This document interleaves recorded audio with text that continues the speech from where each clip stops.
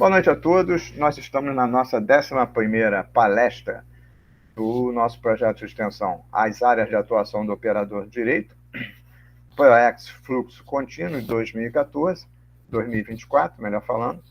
E eu tenho a grata satisfação de ter aqui o nosso amigo Luiz Felipe Monsores, auditor fiscal do trabalho, economista, bacharel em Direito, especialista em Direito do Trabalho e Legislação Social, mestre e doutor em Direito e Sociologia, membro da Associação Brasileira de Sociologia e Direito, da Associação Nacional de Pesquisa e Pós-Graduação Interdisciplinar em Sociais e Humanidades e da Rede de Pesquisa Empírica em Direito, professor colaborador da Escola Nacional de Inspeção do Trabalho, a ENIT, e da Escola Superior do Ministério Público da União. Então, eu agradeço a presença do Luiz Felipe, ter cedido esse tempo aqui para conversar com nossos alunos, expondo a sua atividade laborativa, lançando luz para os nossos discentes de opções para a sua atuação futura após o término do curso. E é mais uma vez uma satisfação tê-lo aqui conosco. Luiz Felipe, está com a palavra. Muito obrigado, Davi. Agradeço também ao Calegari. Ele vai aparecer por aí em algum momento ou não? Beleza, eu agradeço também a presença de todas e todos, muito contente. Eu acredito que é o quê? O terceiro ano, eu acho, né, que eu bato esse papo com vocês, ou quarto, sei lá. Não, segundo ano. Segundo ano? Segundo ano. Então o Calegari me chamou em outro projeto, então. É o projeto dele, ele também tem um projeto. A gente também, é sócio dos projetos, entre aspas. Então tá bom. Gente, estou muito contente, então, com essa oportunidade de bater um papinho com vocês, falar um pouco sobre a inspeção do trabalho brasileira. Não é? Nós tivemos um concurso importante recentemente, não é? E eu falo importante em vários sentidos, porque a começar pelo fato de que foi o maior concurso da história da inspeção do trabalho brasileira. Não foram tantos os concursos assim, né? O primeiro concurso para a inspeção do trabalho foi em meados dos anos 50, em 1955. Aí nós tivemos mais um concurso, em 74, 75. Tivemos também um concurso nos anos 80, né? Na verdade, 83 foi anulado e fizemos o concurso em 84. Depois tivemos um concurso em 94, que é o meu concurso, inclusive. No final dos anos 90, mais um concurso, 98. E depois nós tivemos um concurso em 2003, 2006, 2009, 2010, né? O processo é relativamente longo, né? E um concurso em 2013. E de lá para cá, mais nenhum. Né? E esse foi o maior porque foi um concurso que o governo abriu para 900 vagas. E há, segundo o Sindicato Nacional da Inspeção do Trabalho, ainda a opção, uma possibilidade, de chamarem ainda mais 500 aprovados para fazer o curso de formação e tudo mais. Né? A inspeção do trabalho, assim, toda vez que eu tenho a oportunidade de falar da inspeção do trabalho, eu busco falar alguma coisa diferente. Né? E eu estava pensando aqui, por que eu vou falar sobre a inspeção do trabalho? Recentemente eu lancei um livro falando sobre a inspeção do trabalho brasileira, que o texto base é o texto da minha tese, né? E um livro que vem sendo recebido até de forma bem interessante, e uma pesquisa muito longa, né? Uma pesquisa que, na prática, ela tem quase 15 anos, né? Quer dizer, de escrita mesmo do livro, algo em torno de 4 anos escrevendo. Depois veio pandemia e tal, e aí levei mais uns 2 anos fazendo revisão, alguma atualização, e a inspeção do trabalho se discutiu, para mim, muito além da minha própria profissão. Né?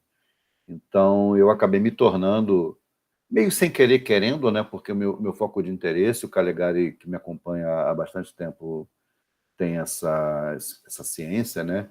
Sempre me interessou o direito do trabalho, o direito sindical no particular, alguns elementos de direito material, mas a inspeção do trabalho, uma pesquisa sobre a instituição de inspeção do trabalho, é um fenômeno que eu caí em mim recentemente. Já, de certa maneira, indiretamente, quando eu estudava meios alternativos de solução de controvérsias, no fundo, eu estava lidando com alguns dos aspectos importantes da inspeção do trabalho brasileira, né?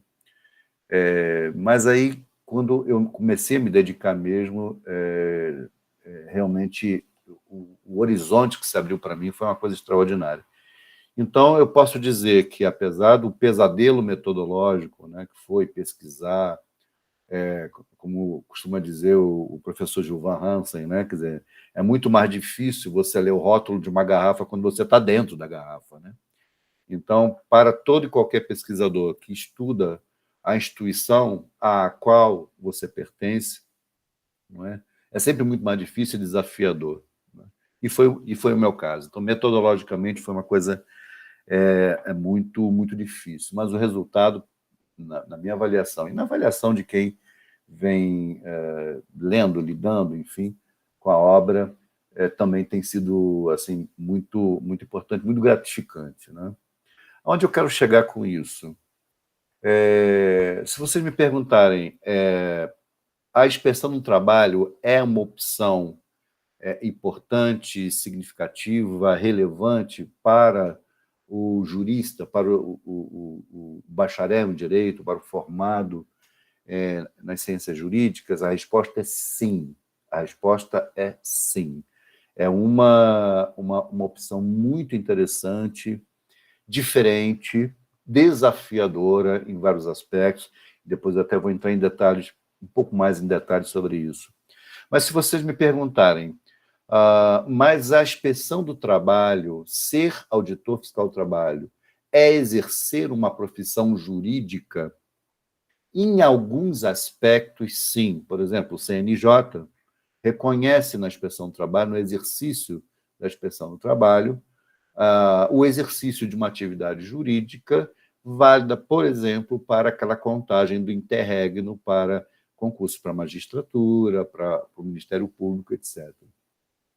Mas se a gente for rigoroso com a expressão carreira jurídica, inclusive sob o ponto de vista político institucional, a inspeção do trabalho não se adequa perfeitamente a essa categoria. Ou até se adequa, mas não à comunidade do discurso jurídico que ainda prevalece nesse país. Explicando um pouquinho melhor. Quem é o auditor fiscal do trabalho do século XXI? Né? Quem é esse indivíduo? Quem é a auditora? Quem é o auditor? O exercício da auditoria fiscal do trabalho, o exercício da inspeção do trabalho, é um exercício que exige um conhecimento e uma qualificação, não vou chamar de interdisciplinar, mas pelo menos multidisciplinar. A carreira jurídica geralmente salta na frente. Por quê? Porque, quer queira, quer não, a inspeção do trabalho é um exercício, não é?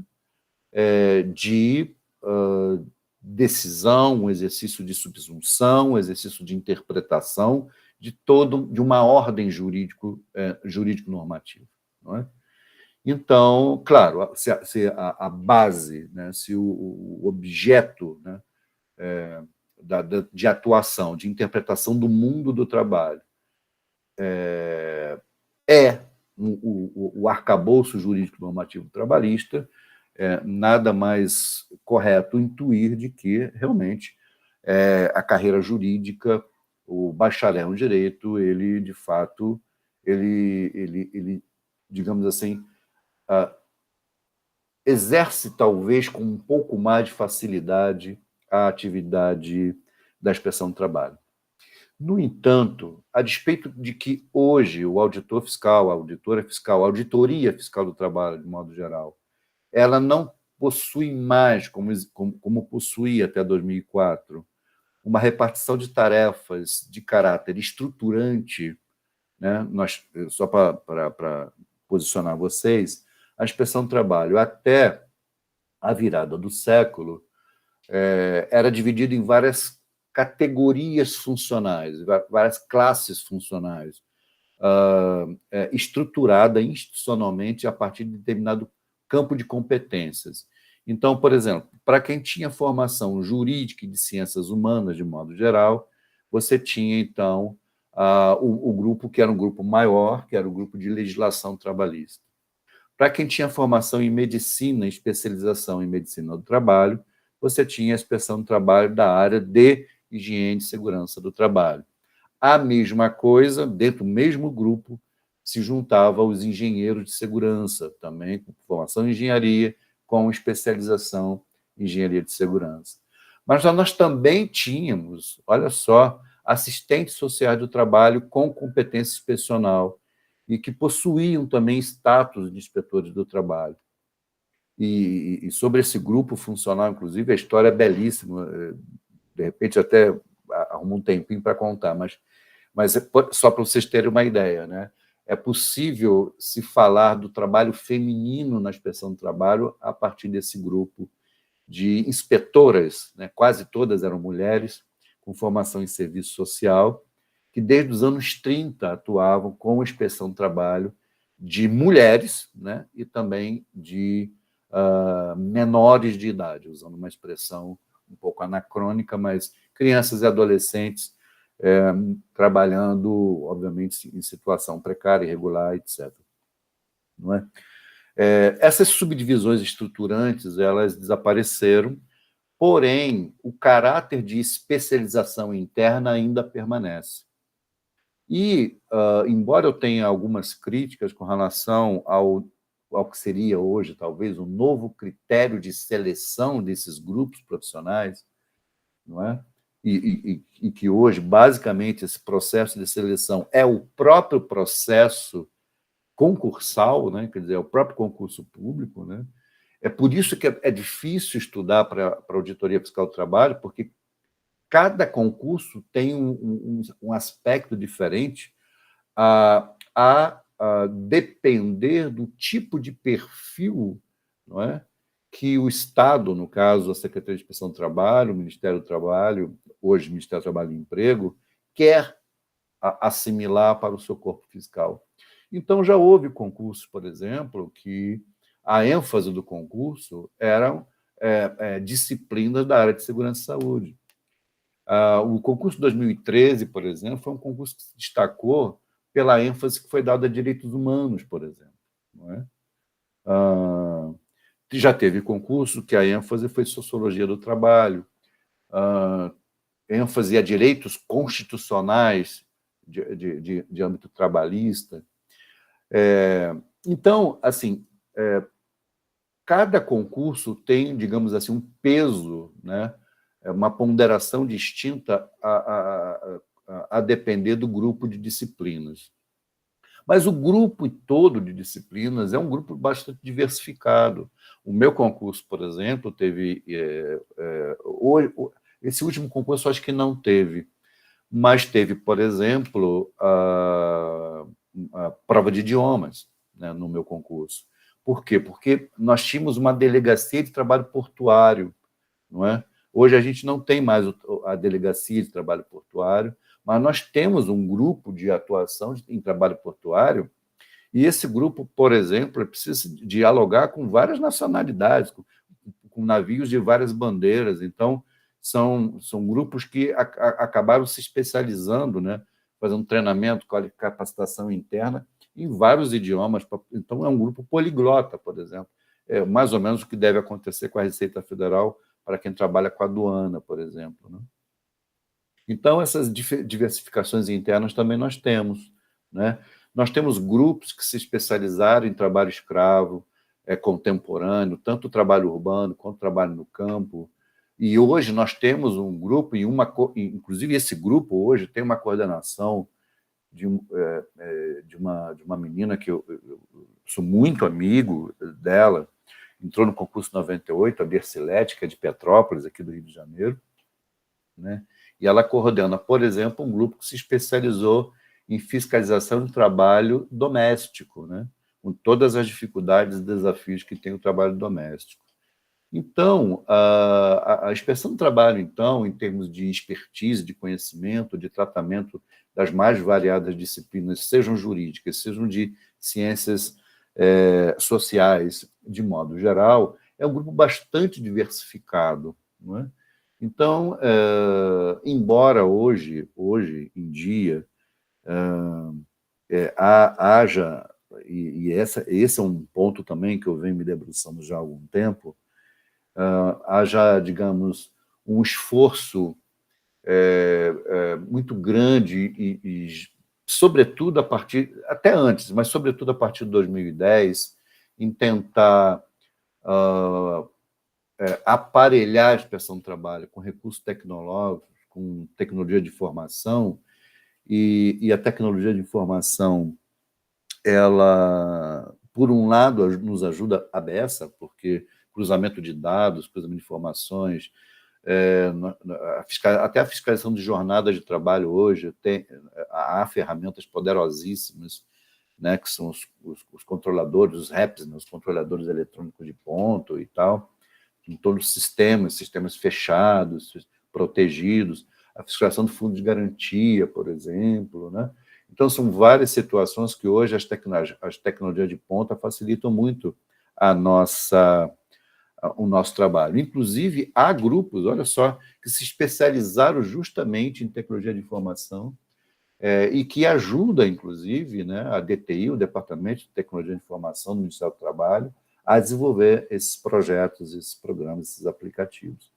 Então, é muito interessante. Por outro lado, né, as novas tecnologias também acabaram se tornando uma forma de frear uma liberdade que sempre foi muito incômoda, né, por parte da inspeção do trabalho, que eu falo incômoda no sentido de que, para muitos, uma certa visão liberal, inclusive de justiça, né, liberal, a inspeção do trabalho trazia na sua atuação muita insegurança jurídica, porque havia um campo de decisão, de interpretação e de ponderação muito grande, muito elastecido, né, da inspeção do trabalho, né?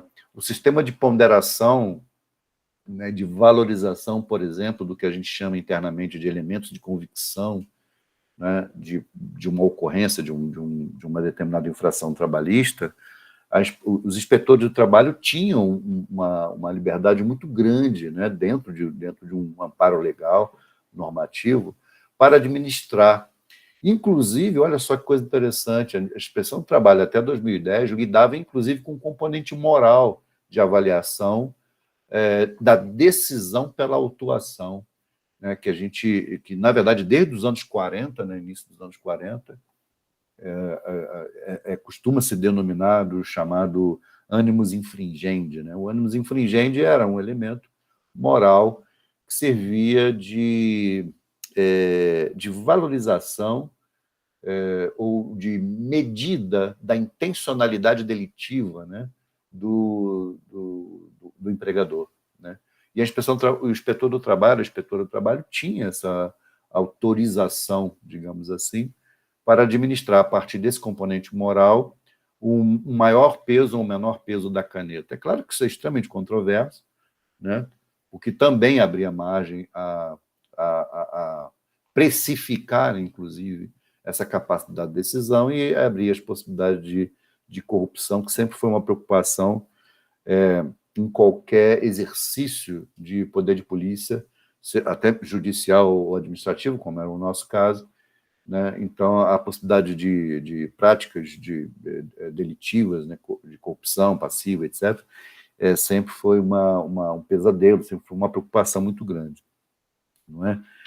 Então, em 2024, foi um ano importante, que nós tivemos, então, esse concurso, foi o maior concurso, como eu falei para vocês, e por que esse concurso foi importante? Porque nós chegamos ao mais baixo nível de volume, né, de inspetores do trabalho desde a unificação da inspeção do trabalho em num órgão central, a partir de uma secretaria de inspeção do trabalho. E desde que essa estatística é feita de uma forma, digamos assim, mais sistemática, nos anos 60, foi o número mais baixo de inspetores do trabalho que nós tivemos desde os anos 60. Só para vocês terem uma ideia, em 1983, o antigo DASP, né, o Departamento de Administração de Serviço Público, o Departamento Administrativo de Serviço Público, né, o DASP, quantificou que para o Brasil nós deveríamos ter pelo menos 4.000 inspetores do trabalho, em 1983. No ano seguinte, tá, o DASP aumentou esse volume para 7.000 inspetores do trabalho. Então, nós estamos falando de 1984, o principal órgão, o departamento administrativo, que fazia a gestão dos ingressos, né, no serviço público, via concurso, capacitação, etc., ascensão na época que existia, entendia que o Brasil precisava de 7.000 inspetores do trabalho. Pois bem, hoje nós somos menos de 1.900, né, inspetores do trabalho. Então, para vocês terem uma ideia, só de vagas ociosas, nós temos, eu fiz essa conta até para um relatório da OIT, o valor total, né, hoje é abaixo dos 4.000, geralmente 3.600 e pouco. Então, nós precisaríamos chamar quase 3 vezes mais inspetores do trabalho, que chamamos agora 900, para poder suprir as vagas ociosas. Não estamos falando de criação de novas vagas, não. Estamos falando de vagas ociosas, vagas que existem na estrutura do sistema da inspeção do trabalho, mas que não foram contempladas. A expectativa que se tem, não é de que essas vagas serão supridas no médio prazo. Começando com esse concurso que aconteceu, há uma expectativa de chamamento de pelo menos mais uns 500 aprovados, mas também já se fala de um novo certame, um certame grande também, para um grande número de vagas nos próximos anos. Então, assim, sem querer cansar muito vocês, essas seriam as primeiras linhas, né, sobre a inspeção do trabalho que eu gostaria de compartilhar com vocês. Tinha um outro aspecto também que tem a ver com o próprio direito, né, quando a gente fala de inspeção do trabalho e carreira jurídica. E aí eu vou gastar só uns 5 minutinhos para falar nisso, caso o papo avance, então a gente pode até desenvolver melhor o raciocínio, gente. Que é o seguinte, até os anos 60, mais ou menos, anos 60 foi uma década realmente muito determinante para a inspeção do trabalho em vários aspectos. Tá? Por acaso, né, o ano do golpe militar. Mas, até 1960 e qualquer coisa, início dos anos 60, o auditor fiscal do trabalho, o inspetor do trabalho, podia advogar. Né? Havia esse permissionário, né? Então não havia incompatibilidade com a advocacia. Né? Só que houve um episódio que muita gente nem comenta, mas que foi importante, é que, em dado momento, além de querer controlar os sindicatos, o Ministério do Trabalho resolveu controlar também as ordens profissionais. Né? As organizações profissionais, as organizações de classe, né? Inclusive a OAB. Inclusive a OAB. Então, um decreto foi editado, olha o Calegari chegando aí, um decreto foi editado e que dava poderes, tá? Poderes de controle, de intervenção do Ministério do Trabalho e Emprego, que ele exercia sobre os sindicatos também as ordens profissionais. Foi um escândalo. E, olha, a briga foi ferrenha. Esse episódio, inclusive, deflagrou reação. Claro, não durou muito, né? Durou pouco tempo isso, mas uma das consequências foi a proibição, e depois essa proibição ficou estatuída, na verdade, né? No Estatuto da OAB, da proibição do inspetor do trabalho em advogar, praticar a advocacia. Né? Por outro lado, esse é o aspecto assim, mais formal. Né?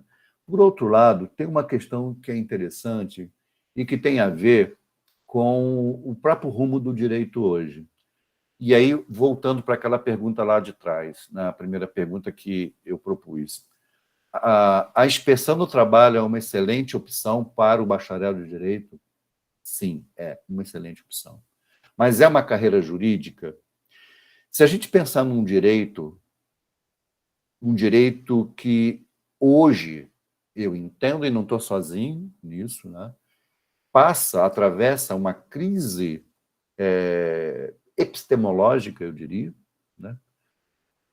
Uma frase curiosa que o Lênio Streck disse não tem muito tempo, numa entrevista, e eu reconheço o Lênio como não só um grande constitucionalista, mas um grande epistemólogo jurídico, né? Ele entende muito de epistemologia do direito, então ele discute esse caráter científico do direito, e ele se refere ao direito como uma ciência opinativa. Ciência opinativa. Até agora, eu não sei se ele falou de brincadeira, se foi uma fala brincalhona dele, ou se ele está realmente se referindo a alguma categoria de análise, alguma categoria de classificação epistemológica, nesse caso, aplicado ao direito. Não sei. O que eu sei, que eu posso afirmar para vocês, é que o direito, hoje, sim, passa por uma crise epistemológica, uma crise de sentido, uma crise de discurso, não é? Uma crise de compreensão do mundo, né? E isso está colocado. Toda vez que eu tenho oportunidade, eu falo sobre a sorte e o privilégio de vocês, de mim também, do Davi, dos professores, mas dos alunos, no específico, de estarem numa universidade, no Rio de Janeiro, em que essa questão é examinada e discutida. Há uma reflexão que a UF faz, através de seus professores, dos seus departamentos, dos seus grupos de pesquisa, sobre esse desafio epistemológico contemporâneo do direito. O direito não se bastando, né? A autoridade da comunidade do discurso jurídico não se bastando. Né? E há evidência sobre isso. Quando eu falo, por exemplo, e aí eu falo a partir do meu lugar de conforto, né, que é o direito do trabalho, não é possível se falar, se examinar o direito do trabalho sem pensar nos processos de apropriação subjetiva e objetiva do trabalho humano, por exemplo. Que são questões que a sociologia vai trazer, a filosofia do direito vai trazer, a história vai trazer. Né? A mesma coisa, ou os mesmos desafios, as mesmas possibilidades vão surgir a partir de outras reflexões do direito civil, quando se fala, por exemplo, do direito de propriedade, né? Do direito penal, por exemplo, sobre sistemas penais que privilegiam no sentido punitivo, eu diria, né? Mas no sentido, né, determinadas classes sociais. Então, não dá para pensar, por exemplo, em sociedade de contratos sem dar uma olhada em Pachucani, sem dar uma olhada em Marx, sem dar uma olhada, né, em outros pensadores, não é? Então, recentemente eu participei de um encontro nacional do ENAFIT, né, o 40º ENAFIT, em Maceió, e aí um magistrado, um desembargador, estava falando sobre a reforma trabalhista e todos os problemas. O foco, na verdade, era uma crise entre o STF e o TST, né? E outra coisa, não se pode falar de sistema de justiça sem pensar em sociologia do sistema de justiça. Hoje já se fala em sociologia das constituições, por exemplo. Então, e aí estava falando sobre o fato de que muitos jovens magistrados aplaudiram de pé a reforma trabalhista, não é? E aí uma coisa que é um desafio, e eu fiz essa provocação para ele: quem é o jovem magistrado? Não é? Quem é o jovem procurador? Ou a jovem procuradora, a jovem magistrada. Né? Então, assim, o direito, hoje, ele cada vez mais exige, para a sua complexificação, para a sobrevivência do próprio sistema do direito, não se vincular propriamente, não assimilar propriamente, mas chamar para dançar, sabe? Fazer um flerte sincero, e chamar para dançar outras tantas disciplinas dos direitos sociais. E detalhe, não só direitos sociais, tá? No meu livro sobre inspeção do trabalho, por exemplo, eu faço uma reflexão sobre segurança jurídica a partir de teoria de conjuntos, né? A partir de teoria de conjuntos, né? A partir de funções, a partir e aí usando mecanismos e um certo aparato de matemática, né? Direito e economia, por exemplo, né?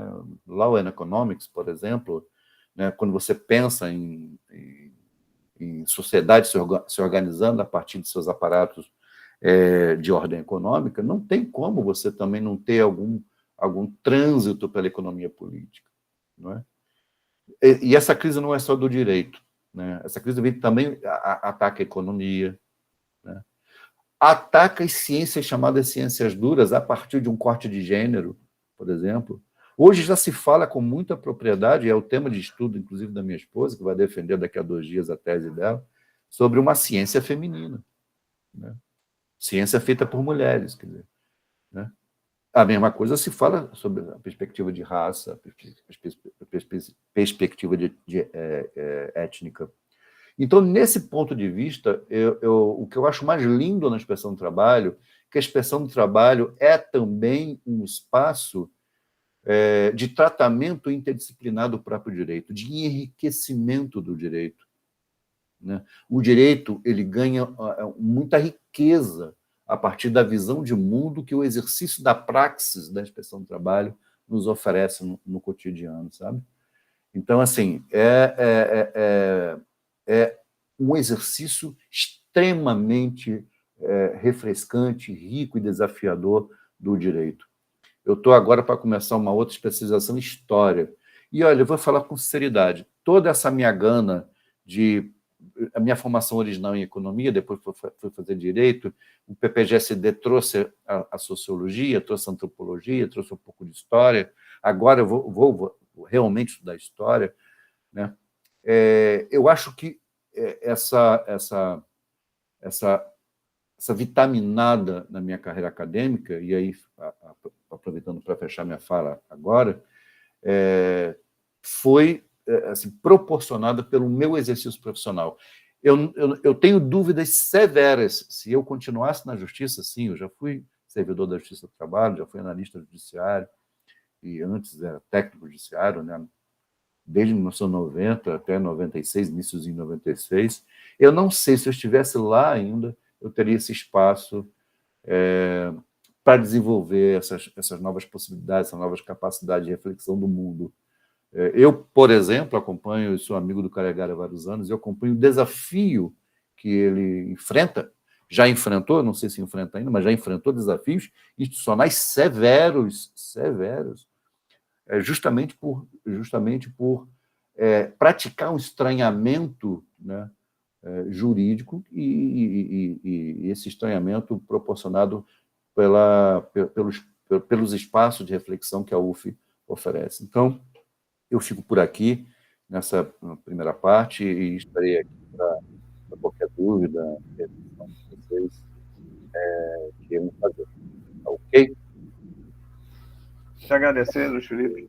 E é interessante observar que determinados órgãos eles mantêm os servidores nas caixinhas e eles não podem saírem da caixinha, porque eles estão condicionados a uma atuação estabelecida.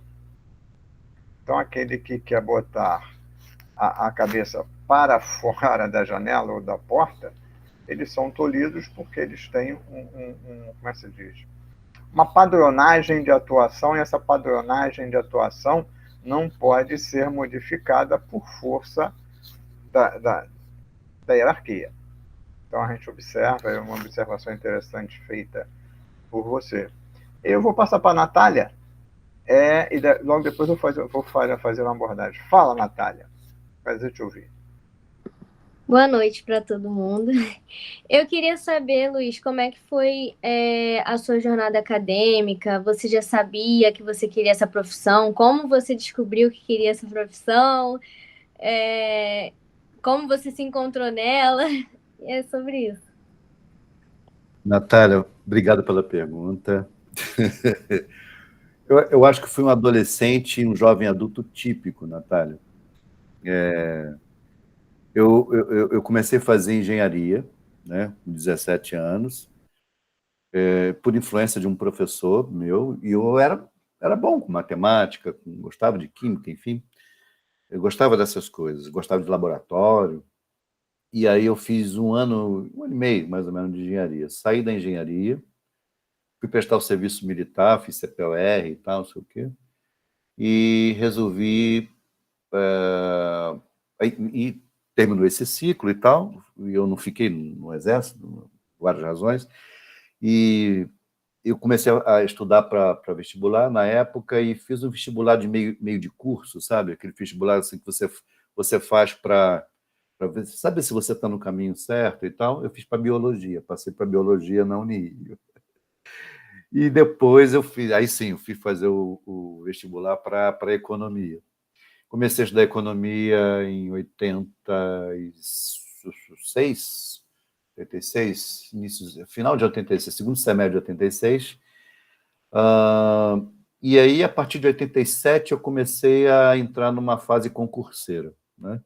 Então, eu fiz um concurso para a SEDAI naquela época, passei, né? Depois, em 88, eu fiz um concurso para a Polícia Civil, passei e entrei, inclusive. Eu fui policial civil por 32 dias. Eu era papiloscopista, inclusive. Né? Aí, 4 meses de academia, depois fui trabalhar no Instituto Félix Pacheco, mas fiquei lá pouco tempo, porque logo na sequência eu fui chamado para o TRT. Eu comecei a trabalhar em 30 de novembro de 90 no TRT, como um cargo que não existe mais, auxiliar judiciário, e depois migrou para técnico. Em 93 houve um concurso. Aí, em 91, eu tranquei a faculdade de economia durante um ano, voltei, e eu iria me formar em 90, acabei me formando em 91, né? E aí já tinha nível superior. Eu fiz, então, o primeiro concurso pós-Constituição, de 88, para técnico judiciário, que hoje é analista do TRT. Né? E fiz e passei. Então, eu comecei, o meu encantamento pelo direito começou a partir dos concursos. Tá? No primeiro momento, para a Polícia Civil, depois os 2 concursos para o TRT. E aí, 3 anos depois, pintou, começou uma sequência, né, em 94, 93 ainda, mas 94, 95, concurso para a Receita Federal, e houve o concurso para fiscal do trabalho. Na época, o cargo era fiscal do trabalho. E eu nunca tinha ouvido falar em fiscalização do trabalho na minha vida. Nunca, não sabia do que se tratava e tal. E esse concurso foi um concurso muito, muito importante, muito concorrido. Por quê? Porque a Inspeção do Trabalho, a partir de 1992, na verdade um pouquinho antes, 89, mas tudo arrumadinho mesmo, em termos de estarem na mesma lei, foi a partir de 92 que a Inspeção do Trabalho passou a ser equiparada em tudo que você possa imaginar, claro, guardando suas devidas proporções em termos de peculiaridades, né, com a Receita Federal e com a Previdência. Então, as chamadas fiscalizações federais, né, Previdência, Receita e Inspeção do Trabalho, passaram a ser reguladas pelo mesmo grupo inspecional, pelo mesmo grupo funcional, que era o chamado Grupo Fisco. Né? E essa equiparação ela está aí até hoje. Não é? Então, em termos de vantagens, subsídio, a gente saiu do subsídio, a gente está querendo voltar agora, né? Mas em termos salariais e tal, são categorias equiparadas. Né? Só que eu não tinha feito direito ainda. Né? Então, na virada do século, em 2001, eu fui fazer uma pós-graduação, fiz a pós-graduação em Direito do Trabalho, E depois eu fiz um concurso para mestrado em Direito, na época foi para Estácio, passei, só que o meu projeto, o coordenador falou que, olha, com esse projeto a gente não vai ter como ter alguém para orientar você e tal, não sei o quê. Bom, aí eu tomei uma decisão em 94 de, quer saber, eu vou dar um passo para trás. E aí, em 2004, é que eu fui fazer o curso de Direito.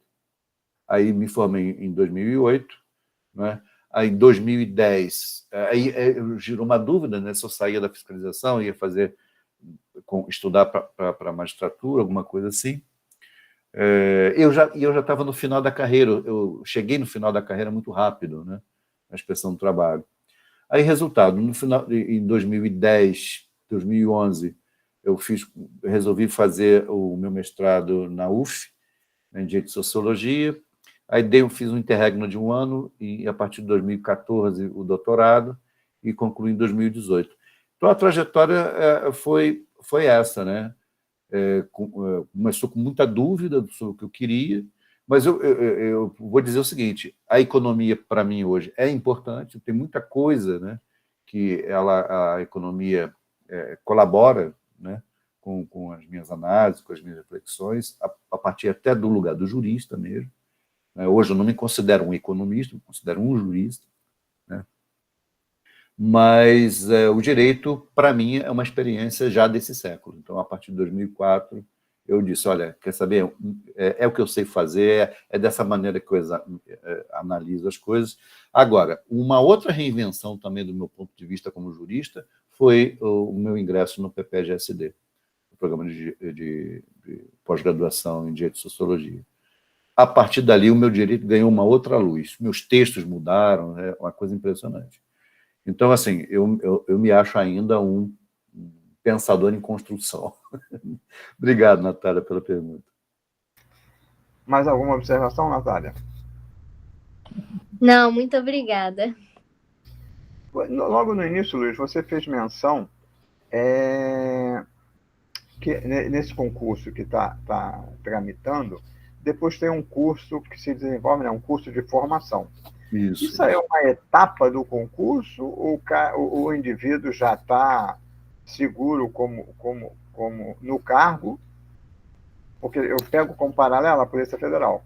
Sim, a Polícia Federal, tu faz a prova, faz a aptidão física, faz psicológico, faz tudo aquilo, e você vai para a segunda fase, que é o curso de formação, que também faz uma peneira, né, no pessoal, porque lá são visualizados os aspectos práticos da atividade. No seu, tem isso ou não tem? Tem. Exatamente a mesma estrutura, tá, de concurso. Tem aquelas 2 etapas hoje, os concursos modernos tem um provão e depois tem... na verdade, é a mesma etapa, só que são o seguinte, quem passa no provão, aí você tem a redação, ou você tem uma peça, ou você tem, né, para ser analisado, às vezes, um parecer. Então, aí varia de concurso para concurso, né? E aí passou por essa fase, então, mais da prova, né? Da prova, exatamente. Então, você tem a segunda etapa, que é o curso de formação. Que, na verdade, é um curso de formação com reprovação. Então, você faz uma prova no final. Na minha época, era um curso até longo, era 320 horas, quase uma pós-graduação, né? Eu tenho um certificado de 320 horas aula, né? Então, são vários meses, e com alguns exames, e tem uma prova final que você faz. Então, ela é eliminatória e classificatória, né? Eliminatória e classificatória, porque ela tem essas 2 coisas, porque ela é eliminatória, se você não passar, você, então, não segue adiante, então você é descartado do certame, né? E classificatória, porque, dependendo da tua posição naquele processo todo, você abre para você uma chance de uma lotação mais vantajosa, né? Porque o concurso é nacional. O meu concurso foi regionalizado. Então, por exemplo, o meu concurso eu estava competindo com vagas do Rio de Janeiro. Hoje não. Hoje não. O concurso é nacional. Então, por exemplo, o curso de formação também tem esse caráter classificatório, porque, a depender do teu posicionamento, você pode ir para um local mais próximo teu estado. É muito difícil. Bom, assim, para quem é do Rio, é muito difícil. Para quem é do Sudeste, de modo geral, é muito difícil ficar no Sudeste de cara. Tá? É muito difícil. O mais comum é ir para o Centro-Oeste, Norte, Sul, Nordeste. Ficar no Sudeste, né, até por razões óbvias, assim, a maior quantidade de aprovados e aprovadas vem do Sudeste mesmo. Né? E antes do concurso, há o que eles chamam de concurso de remoção, que é um concurso interno, baseado em quê? Baseado em tempo de serviço, baseado em uma série em que há uma redistribuição interna, né, dos auditores fiscais do trabalho, não é? Para que, então, as vagas, as localizações das vagas, etc. Né? Então, por exemplo, é tradicional nos últimos concursos, que tem essa estrutura, muita gente para Brasília. Brasília acabou se transformando num hub importante. Ao ponto, olha só que coisa interessante a sua pergunta, ao ponto de que eu não estaria exagerando que quem comanda hoje postos-chave da inspeção do trabalho no Brasil é a garotada, né? Meninos e meninas, milênio, quer dizer, de 2003 para cá, não é? Porque eles acabaram indo para Brasília, achou Brasília super legal de ficar e foram ficando, né? Enquanto a galera mais veterana, que nem eu, já se aproximando da aposentadoria, né? Hoje não ocupa esses espaços. Então, os espaços hoje são predominantemente ocupados por uma galera da geração milênio, a geração 2003, 2006, 2013, 2010 e tal. Entendeu? Mas, respondendo objetivamente, a segunda fase também é eliminatória e classificatória. Então, o mesmo esquema do próprio sistema da Polícia Federal, porque primeiro faz o concurso de remoção para ver o que sobra, e o concurso que eu fiz foi nacional, e só tinham 5 vagas para o Rio. Eu consegui uma das 5. O restante foi tudo estourar no norte. Então, depois de uns 4 anos, o pessoal conseguiu ir para o Rio de Janeiro. Mas é a mesmíssima estrutura, uma segunda fase que comprova. Se o indivíduo não tomar cuidado, ele é desligado do curso. Exato. Ele pode ser reprovado por falta, tem todos os critérios ali de um... Acidentes, que às vezes tem o aspecto da defesa pessoal, quem quebrava alguma coisa era desligado. Ele tinha que entrar na justiça, e às vezes a justiça deferia, ou às vezes não. Mas aqueles que tivessem um deferimento, eles iam estourar no norte, porque eles voltariam e completariam um curso onde as vagas já estão todas distribuídas. No meu concurso ainda teve uma outra fase, mas essa fase ela já não era mais eliminatória nem classificatória, não, que era uma fase de estágio. Então, e era uma fase muito curtinha. Depois do curso, não é? Você não ia ainda para o local de lotação final, né, lotação. Você ficava um pouco no Rio ainda, no centro do Rio, e ficava ali umas 2 semanas atuando com um grupo, com gente mais experiente, tá? Que era uma espécie de batismo de fogo. Só para você ter uma ideia, o nosso batismo foi fiscalizar a região do Saara. Ia lá para o Saara fazer inspeção do trabalho lá, daquele comércio lá doido, cara, uma coisa assim, impressionante. Aí foram umas 2 semanas, mas isso aí já não era mais classificatório, eliminatório, não, era uma espécie de batismo mesmo. Correto. Calegari, meu amigo, já fugiu do dilúvio, está salvo em casa. Pensei que nem fosse chegar. Rapaz, que coisa, hein? Mas é sempre um prazer estar aqui com o Luiz, colega de mestrado, doutorado, muitas viagens em eventos, congressos. Né? O Luiz ele é ímpar aí na área do direito de trabalho e tal, pela profundidade. O que ele põe a mão é com profundidade, com uma entrega inigualável. Né? E agora, indo para a história, eu até estava falando com o Ivan Alemão, desembargador, sobre... A gente vê o seguinte, né? Você até falou aí do Marx. O Marx ele vai analisar, fazer uma crítica econômica, né, da sociedade e do direito também, a partir de uma comparação histórica, né? Materialismo histórico todo, não é isso? Ele vai reconstituindo as transformações e essa dialética, né? E a gente vai ver que o direito, principalmente na parte processual, ele é uma dialética histórica, né? Você vai recompondo os fatos, né? E essa análise, esse método histórico para análise do direito processual, ele é muito importante.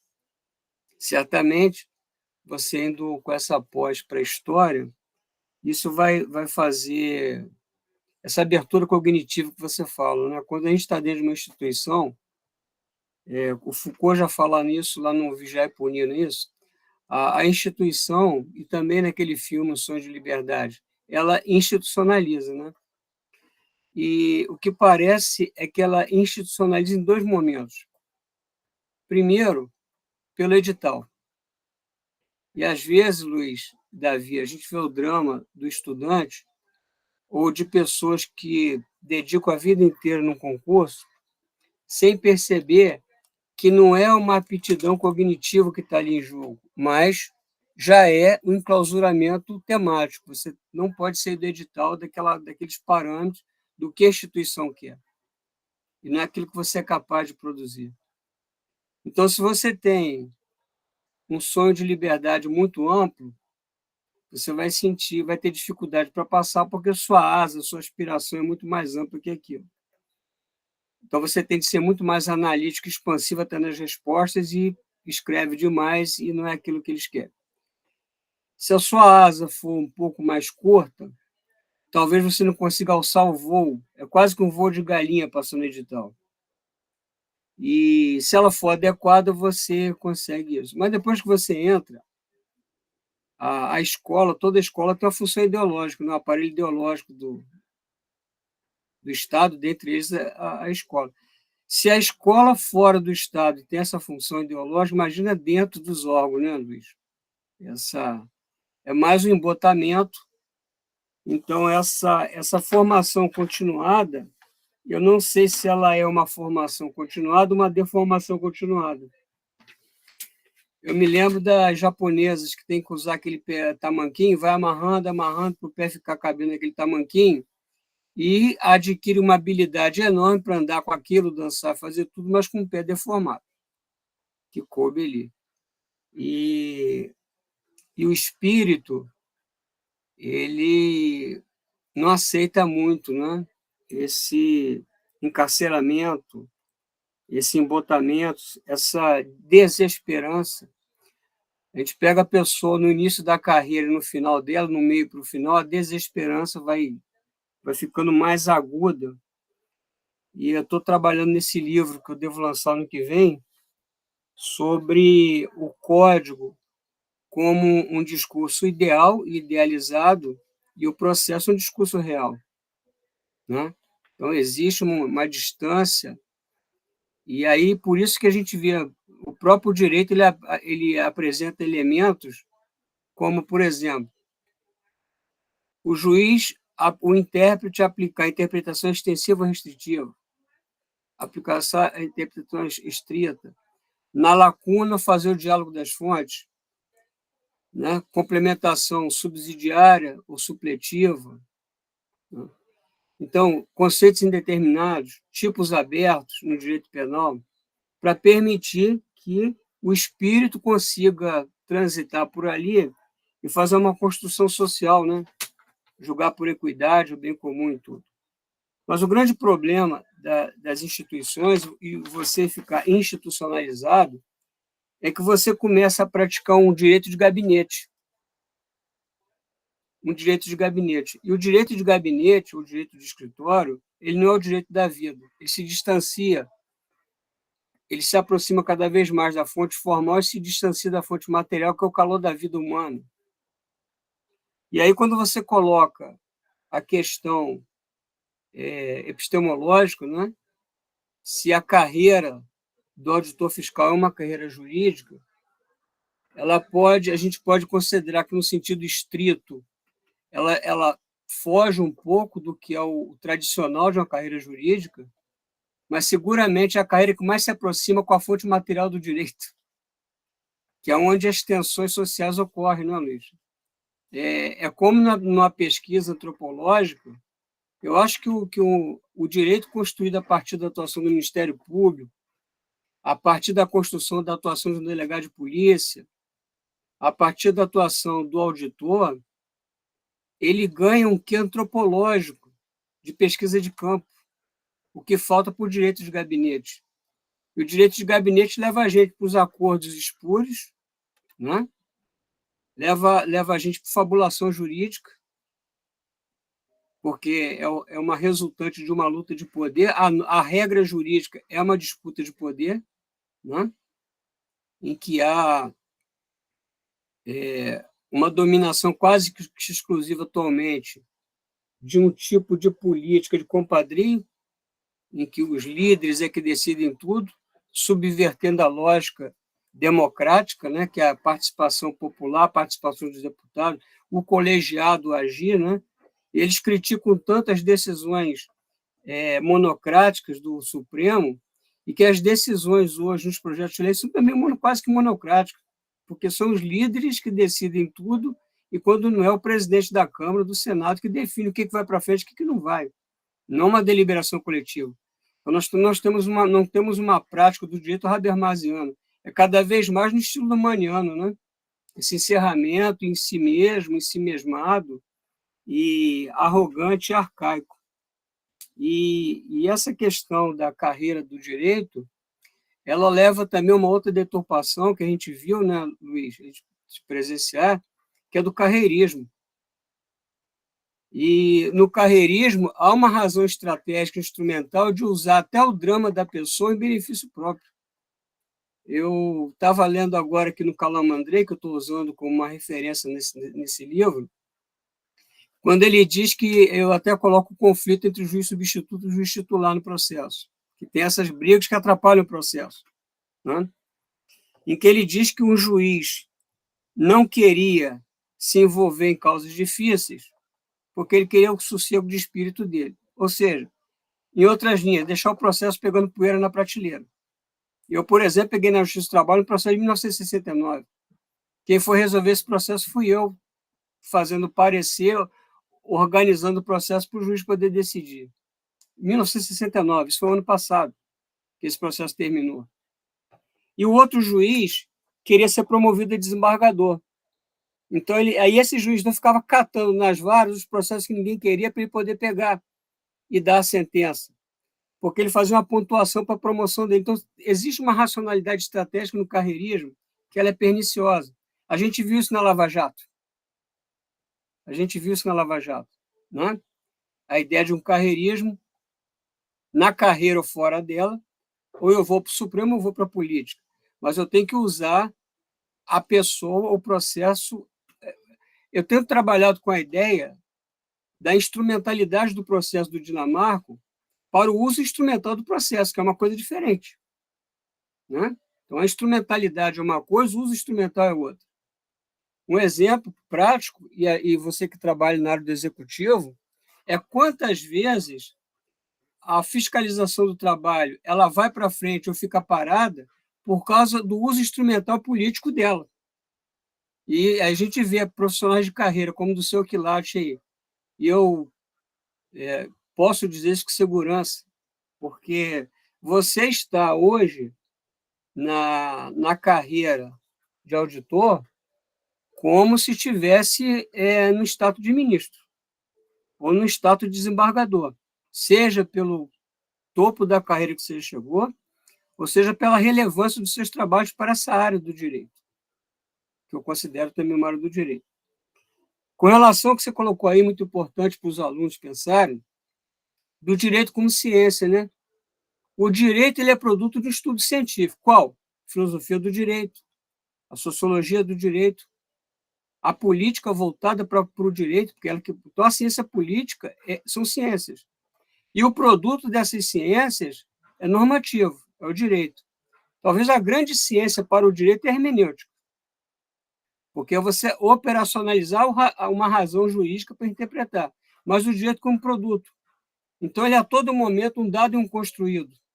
E a gente aprende na faculdade que o direito como produto cultural ele é construído, né? E o dado são os elementos da natureza, para buscar um justnaturalismo.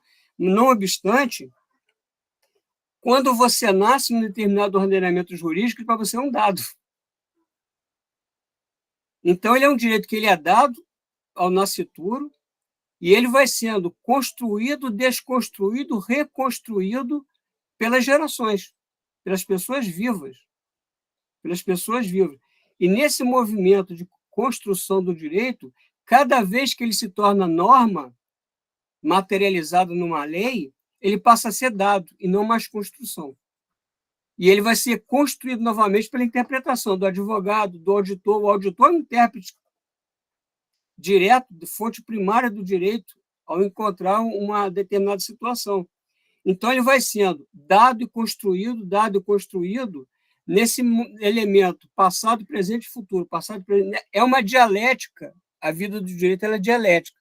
Então, ele está muito mais para uma prática orientada por critérios científicos do que por ciência, porque para ser ciência eu tenho que ir um pouco em Kant, né?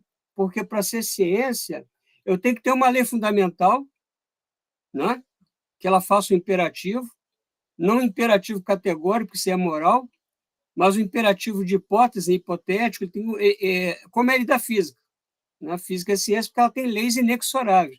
A partir do momento que as leis do direito não são inexoráveis, elas podem ser aplicadas ou não, deixa de ter o caráter científico no termo que a gente aplica para a ciência, né? Agora, se a gente colocar no termo ciência no sentido de uma coisa pedante, elitista, como é o doutor, né, que não faz doutorado, ele é ciência porque ele é uma imposição de um discurso de elite dominante, né? E então a importância das suas reflexões para nós aqui, para os alunos, para a gente poder entender que, ao definir uma determinada carreira, nós não estamos atrelados a elas como, infelizmente, o escravo estava com a bola de ferro. A qualquer momento você pode romper esse vínculo e reiniciar. Você falou do meu caso, né, no Poder Judiciário, e você sabe muito bem as coisas que eu passei lá dentro por buscar um pensamento, aí sim com matriz científica, como a gente sempre fez nos nossos diálogos, e lá você não pode, como o Davi colocou, prego que aparece leva a martelada, não é isso? Mas você também não vai embotar o seu espírito, vai buscando caminhos até ter a sua liberdade. E, no caso meu, eu aposentei esse ano, e já estou indo aí aguardando lá no CPD a minha transformação para DE, se sair, porque é o caminho que a gente vai seguindo.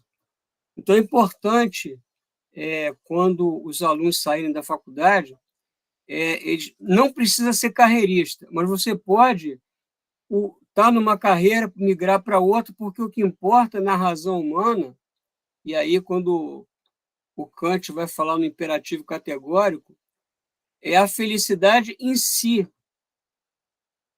mesma, pela sua dignidade existencial. Não aquela felicidade meio liberal, que é uma felicidade para usufruir o meio através do uso do outro, né? Que é uma instrumentalidade. Como essa lógica do capital. Você é feliz, mas pela infelicidade do outro. E a felicidade, no sentido autêntico, de uma boa vontade kantiana, ela está em si, por ela mesma, para a sua dignidade. É que os nossos alunos tenham contato com profissionais da sua qualidade, didática também, né, Davi? Porque a gente vê que nós estamos diante também de um professor, com certeza, um professor que tem essa bagagem didática também, e poder fazer essa reflexão.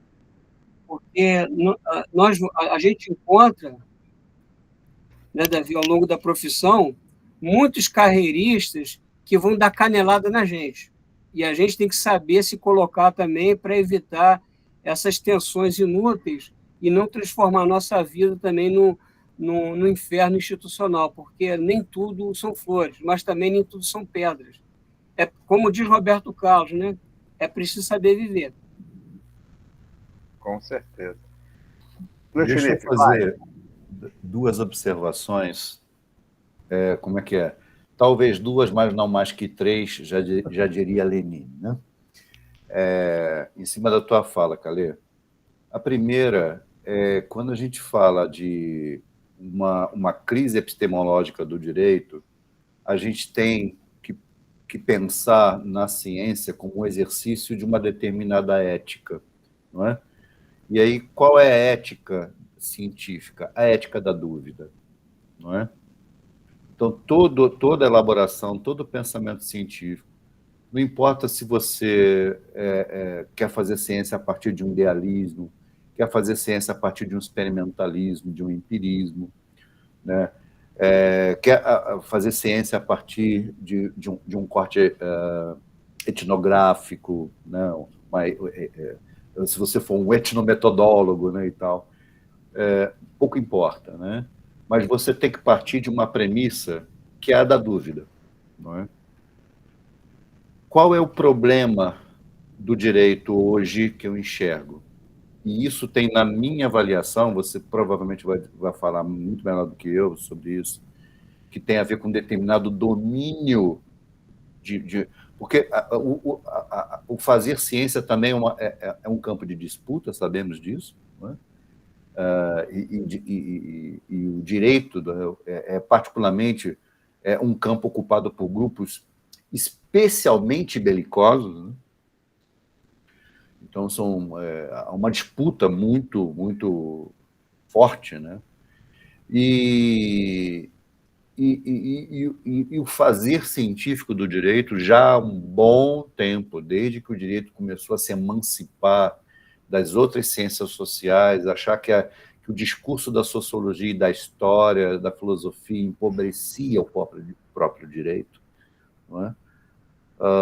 Empobrecia a comunidade do discurso jurídico, recorrendo também a Foucault, já que você o citou, e o fazer científico do direito hoje transita de uma ética da dúvida por uma ética de convicção, né?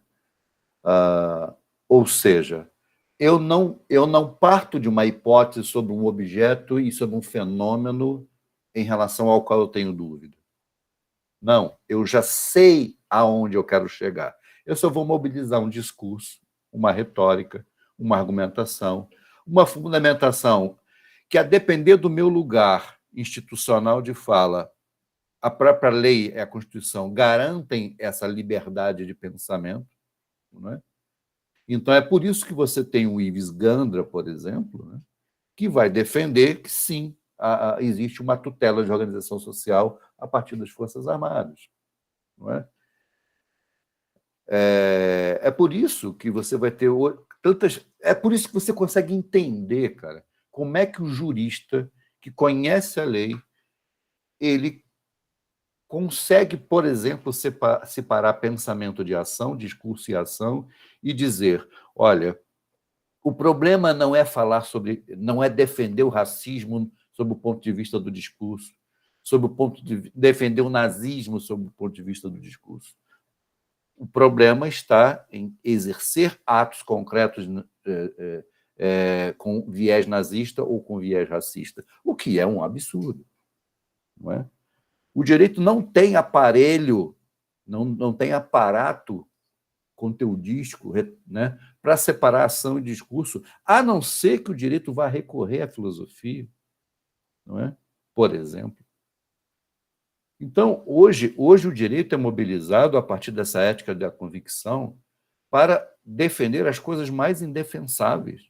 E veja que eu não estou nem caindo na esparrela do anacronismo, não, porque é bom lembrar.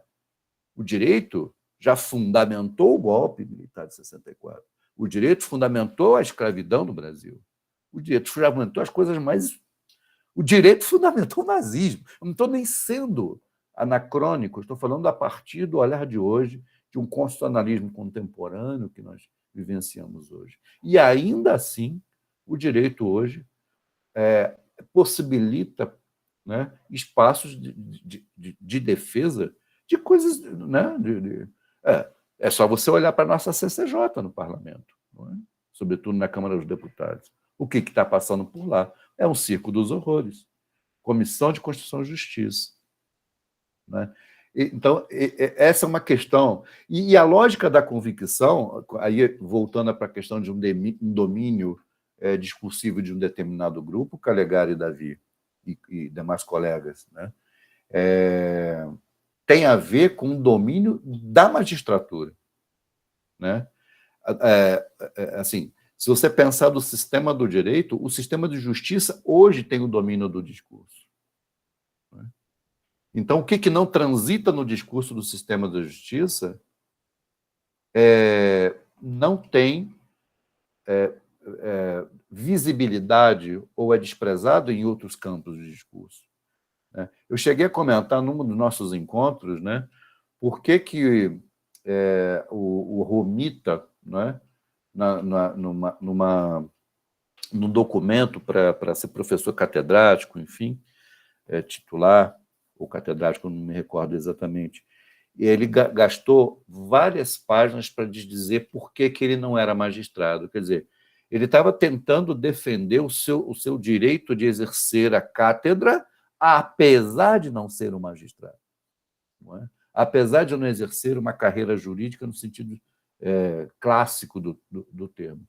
E o domínio do discurso do magistrado, né, também para os domínios da ciência, é a lógica da sentença. Ou você vai duvidar que, quando o juiz julga, a juíza julga, a decisão já está no domínio do sistema psíquico. Ele só vai reproduzir a fundamentação através dos códigos de comunicação que o direito abona. Né?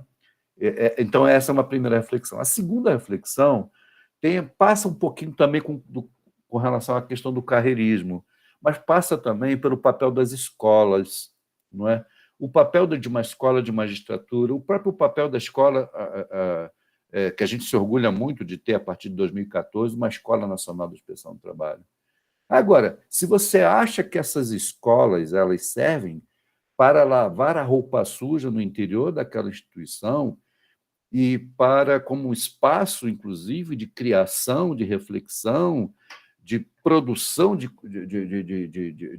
conhecimento e de discutir uma praxis a partir de uma explosão dialética, como você mencionou, você tira do cavalo da chuva, não serve para isso. Na sua grande maioria, serve como um aparato de unificação do discurso. Mas com que efeito? Alguém falou de prego, se o prego aparece, o martelo vai junto, né? Quer dizer, Davi tocou no assunto e você também. Só que mas com um propósito. O propósito... Engraçado, a gente fala isso muito em direito, né? A causa próxima, a causa proximal, a causa distal, né? O que é remoto, o que é próximo, ou o que é imediato, o que é imediato, não é? É claro que a justificativa imediata é, sim, digamos assim, uma purificação do discurso, no meu caso da inspeção do trabalho, no caso das escolas de magistratura, da magistratura e de outras escolas institucionais. Mas, fundamentalmente, e aí eu estou falando de uma consequência imediata, é o fortalecimento de determinado grupo social, não é? Dentro de um campo de disputa. Né? Dentro de um campo de disputa. Né? E aí, de disputa política, institucional. Por exemplo, nós estamos com uma agonia hoje em dia que tem a ver com o papel, por exemplo, dos CEREST, dos centros que trata vou chamar de inspeção, mas, na verdade, é de controle das condições de trabalho, saúde e segurança, a partir de uma perspectiva previdenciária. Os CERESTs hoje cresceram tanto que hoje eles ocupam o nosso lugar na interlocução com a OIT, mediada pelo Ministério Público do Trabalho. Então, em muitos aspectos, o Ministério Público do Trabalho quiser privilegiar uma determinada instância de controle das condições de trabalho, se a matéria é saúde e segurança, por incrível que pareça, são os serestes estaduais que serão procurados. Não é? Então, essa é uma questão. Agora, qual é o ponto de vista de luta da minha categoria? O ponto de vista classista. Não é? É o ponto de vista da classe. A gente discute apenas mediatamente se defender a expressão do trabalho pressupõe defender, em primeiro lugar, o trabalhador. Né? Exercer um efetivo controle das condições concretas de realização desse trabalho. Não é? Então, eu falo para mim, para nós, e essa é uma reflexão que eu faço sempre para dentro da minha categoria, eu faço para a academia também. Não é? No nosso caso, a Constituição de 88 trouxe uma possibilidade histórica importantíssima de transformar a defesa, né, da inspeção do trabalho não num discurso pro domo, não num argumento pro domo, num argumento em causa própria, mas, na verdade, num argumento em causa alheia, no caso da classe trabalhadora. Só que mesmo a inspeção do trabalho, em alguns aspectos, se afastou dessa lógica. Não é? Se afastou dos sindicatos, por exemplo. Né? Se afastou dos sindicatos. Por quê? Por entender, por exemplo, que o discurso sindical ele empobrece o discurso institucional, né, da inspeção do trabalho, engravatada ou cheia de coletes. A inspeção do trabalho se aproximou das polícias. A inspeção do trabalho se aproximou da Polícia Federal, se aproximou da Polícia Rodoviária Federal. E isso, inclusive, com produção de uma nova estética imagética. Né? Eu faço essa brincadeira, né? Tiro uma fotografia dentro de uma fiscalização de trabalho análogo à condição de escravo no campo, e você tem pelo menos 3 grupos bem imageticamente definidos. Né? Geralmente bonés pretos, calça jeans, alguns grupos armados, a gente também, eventualmente, também pode andar armado, não é? E aí você, letras amarelas, coletes pretos, e para um desavisado você vai achar que é a mesma turma. Mas ali não, ali tem o auditor fiscal do trabalho, você tem o policial federal e você tem o policial rodoviário federal. Do nosso ponto de vista, a gente fez essa aproximação por entender, porque naquela época havia uma certa simpatia, por exemplo, né, por uma abordagem policialesca do combate ao trabalho escravo. Não numa abordagem sociológica, numa abordagem puramente jurídica, numa abordagem antropológica, né, mas entrar junto de um aparato policial, isso era muito interessante, sob o ponto de vista imagético, sobre a construção de um simbólico da inspeção do trabalho. Não é? Então, a inspeção do trabalho sai dos anos 50, 40, 60, como o inspetor que vai numa obra de terno e gravata, e hoje, eu não trouxe aqui, mas eu podia trazer a jaqueta. Eu tenho uma jaqueta lá, preta, cheia de bolsa e tal, etc, etc. Que é a jaqueta da operação, do operativo. Né? Então, assim, a questão do carreirismo, a questão do direito, de uma unificação do discurso, é fundamentalmente uma defesa de grupo profissional, uma defesa de classe. Né? E lidar com o diferente dentro dessa lógica condominial é um desafio. Né? Eu costumo ficar brincando assim, né? Será que a gente vai conseguir sobreviver como instituição se a gente continuar a olhar para o trabalhador com tamanho estranhamento? Assim, a primeira condição, isso serve para o magistrado também, tá? Serve para o magistrado também. Olha, a primeira coisa que eu tenho que fazer, né, para me sentir capaz de julgar a sociedade é trabalhar a ideia e internalizar o fato que eu não pertenço a ela. Ou seja, eu não sou trabalhador, né? Eu não sou cidadão comum, eu sou um iluminado, eu sou isso, eu sou aquilo outro, e, portanto, né? As minhas sentenças são dogmáticas, não por conta da sua qualidade, mas de onde ela vem. Ou seja, vem de um ser iluminado, vem de alguém que detém o conhecimento do direito, não porque eu, de fato, o possua, mas porque tem uma lei, uma Constituição que vai dizer que você possui. Entendeu? Então, tem essa questão realmente bastante contraditória, né? Essas são as provocações a partir da tua fala, Caligari. Só um instantinho, Caligari. E nessa abordagem do condomínio, geralmente quem mora na cobertura ignora os demais. Então, a gente observa que determinadas carreiras, né, que estão lá no Olimpo, eles desconsideram os demais e pleiteiam os seus direitos, e quando outros vão pleitear os direitos, eles dizem que eles não têm direito, porque eles não são da cobertura. É né, uma analogia interessante que a gente vive observando no nosso ambiente social. Tá? Só eu que tenho quinquênio retroativo, ninguém mais tem quinquênio retroativo, senão vocês não vão receber quinquênio retroativo. Então é uma visualização. Caligari, meu amigo. Só para aproveitar aí, nessa interlocução bem breve, né? A gente vê, né, Luiz, a própria questão da estrutura do direito penal, crime material, crime formal, né, Davi? Materialidade ou não. E acho uma coisa também que eu estou trabalhando, e a gente vai trazer lá de John Rawls, né, aquela ideia de justiça dele, que a gente pode aplicar. O juiz no processo, por que chama processo de conhecimento? Porque o juiz está, em relação ao fato, numa posição originária. Ele está coberto pelo véu da ignorância. Por isso que ele não está em situação de suspeição ou de imparcialidade. Esse véu da ignorância, o juiz supostamente conhece o direito, a gente sabe que não é bem assim, isso é uma presunção, mas ele não conhece os fatos, né, Davi? Daí a importância de considerar como que os juízes facilmente desconstituem uma boa investigação policial, né, uma boa atuação de uma equipe de auditores no campo, porque ele está preso a uma presunção de que ele conhece o direito, mas ele não conhece o fato. E depois que o fato ele é transcrito para um texto, ele já não é mais aquele fato originário que flamou, né?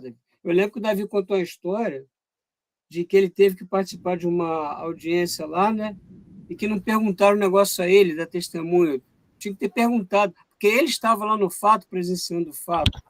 E o fato para o auditor fiscal, para o policial, ele urge uma interpretação que não pode ficar para as calendas gregas, né? Aquela situação imediata dele. Então, desconsiderar nessa presunção de uma elite judiciária de gabinete, em que ela supostamente tem uma sapiência da norma ou de algum conceito jurídico, é muito pobre, muito pouco para a prática do direito democrático.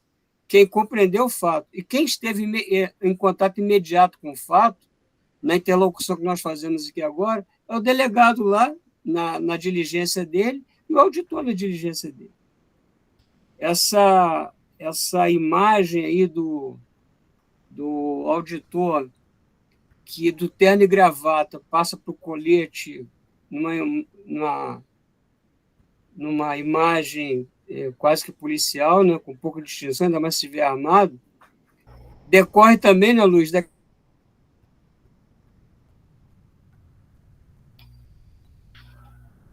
com muita tristeza, aquele caso de Minas, né, dos auditores que foram assassinados em Minas, nem se sei o que foi dado, aquilo foi dado, as consequências jurídicas daquilo.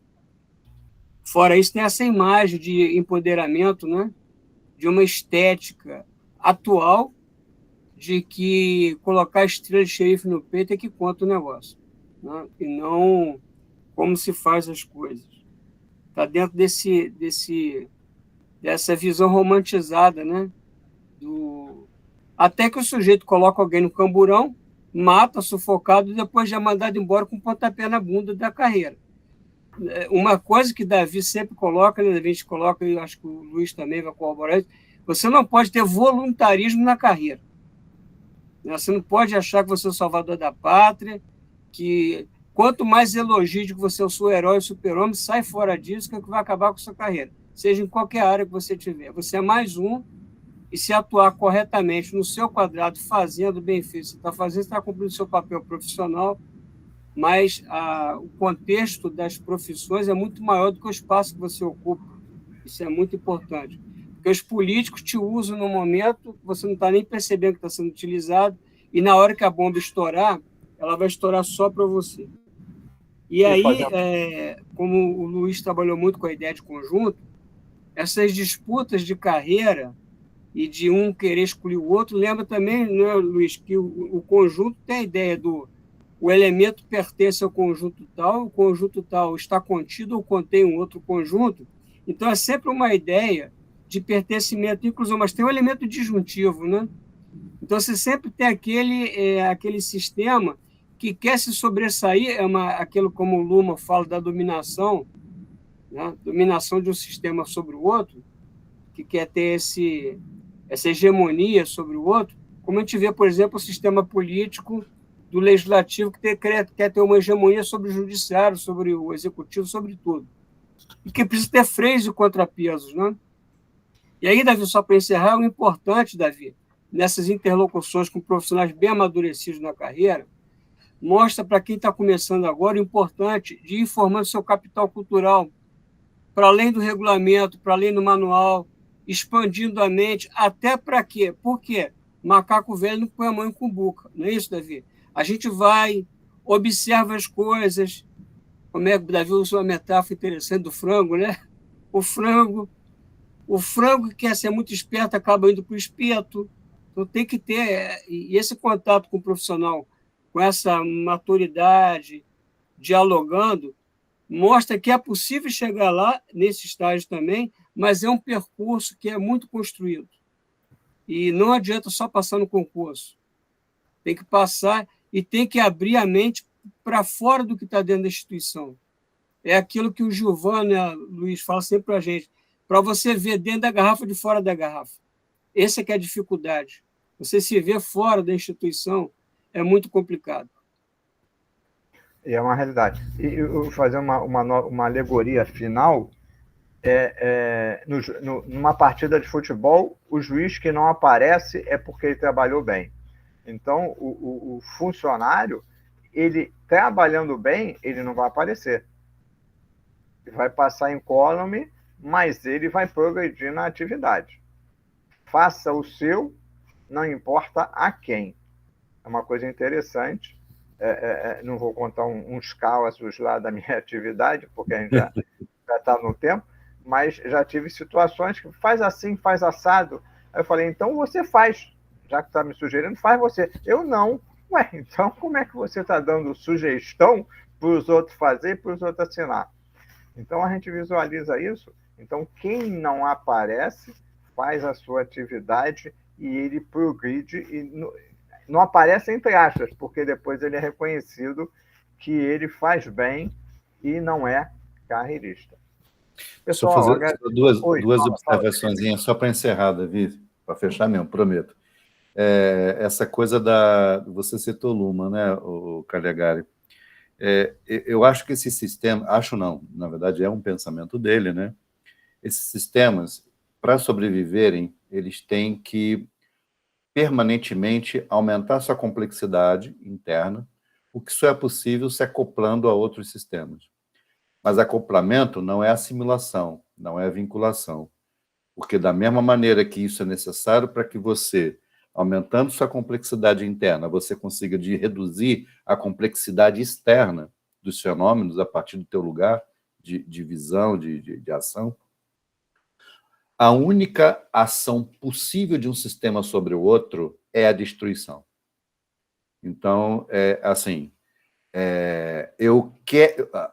importante flertar com o sistema político para aumentar a tua complexidade do sistema jurídico, sistema da educação, sistema religioso e tal, mas não permitir que o sistema jurídico comece a exercitar ou impor a sua lógica operativa para o teu sistema, porque o resultado disso é necessariamente a destruição do teu sistema. Do seu ponto de vista de carreira, sobre a instituição, é a destruição de uma forma institucional e você vai se tornar outra coisa, você vai participar de um outro grupo, não é?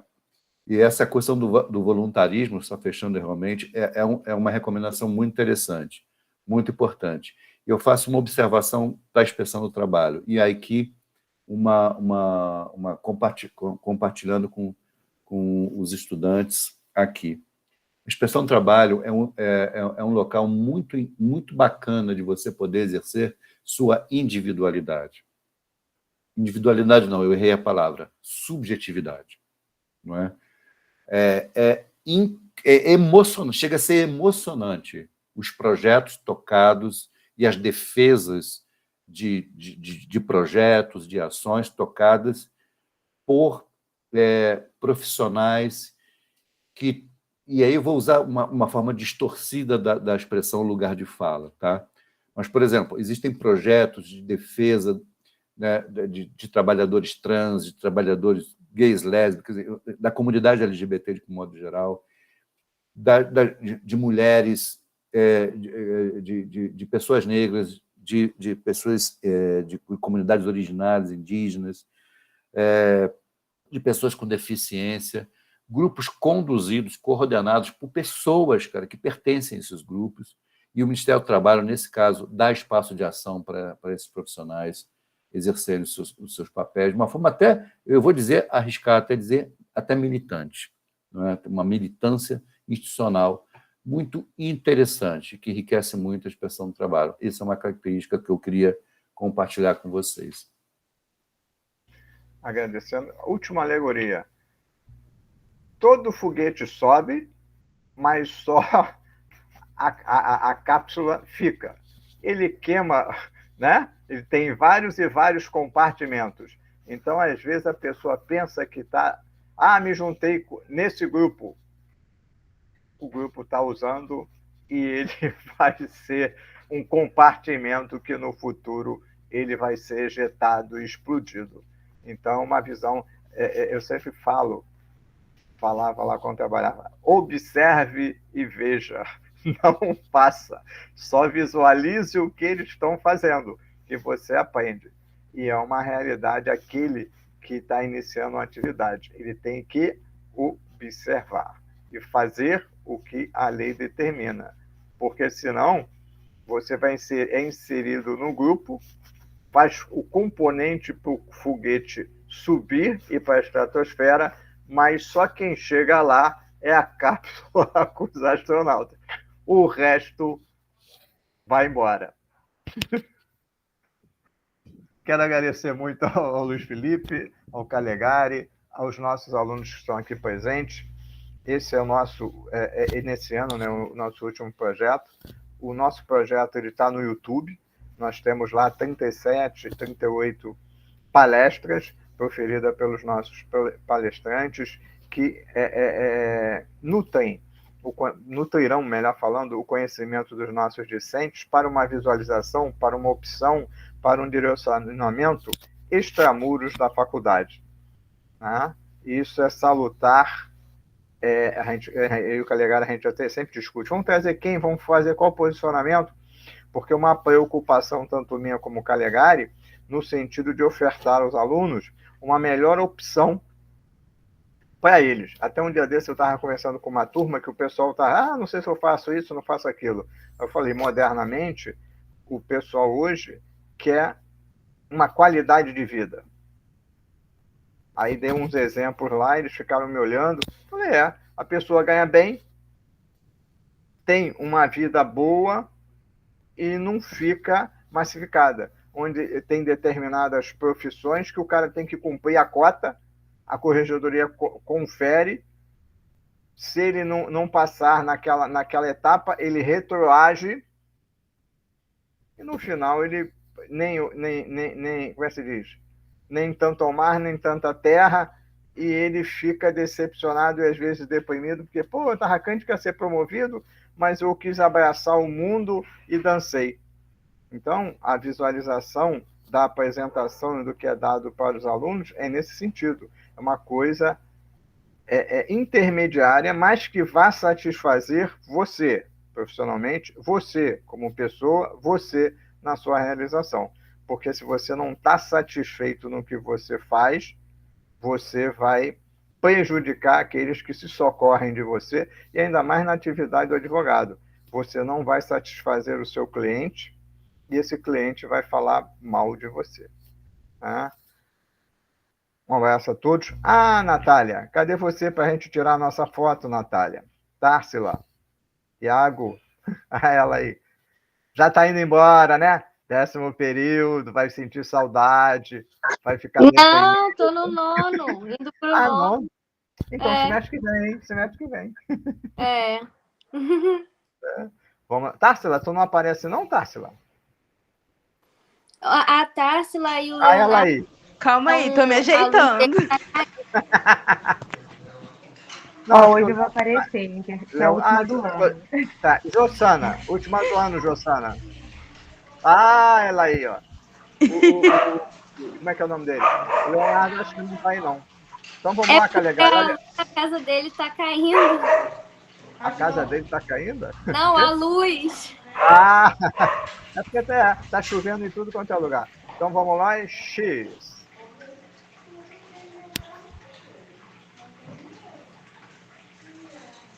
Deixa eu fazer mais umazinha aqui.